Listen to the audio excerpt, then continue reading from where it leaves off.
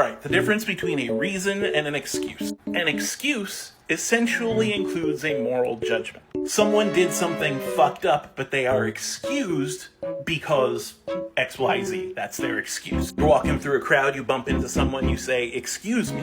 Normally, bumping into someone could be looked at as aggressive, but you say, "Excuse me," because it was an accident. Basically, that is your excuse.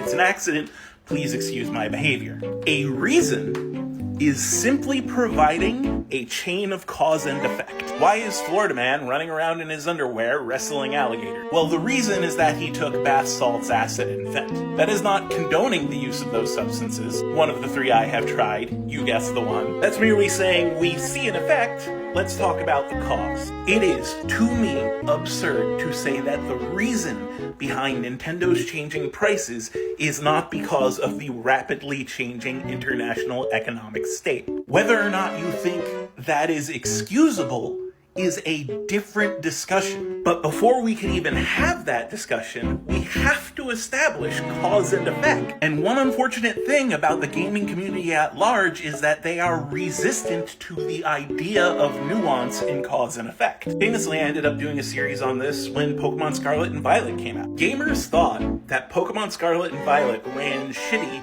either because the developers were incompetent or were maliciously evil and just giving them a bad product just cause they could go mwahaha. In actuality, there were a lot of reasons for that. The Switch hardware was outdated, the company was already working on crunch time, Game Freak made a decision to make the game run worse so that it could have a longer draw distance, and they assumed that their core market probably wouldn't care that much and it wouldn't affect sales. That's the nuance, that's the reason. Whether or not you think that's excusable is a whole other discussion. And I was trying to get people to have that discussion. I was trying to get people to question, is it reasonable to make a game that performs this poorly in trade-off for the other things they got, like a long draw distance? But it was impossible to have that discussion because everyone believed that Game Freak could make any video game they want that looked however they wanted,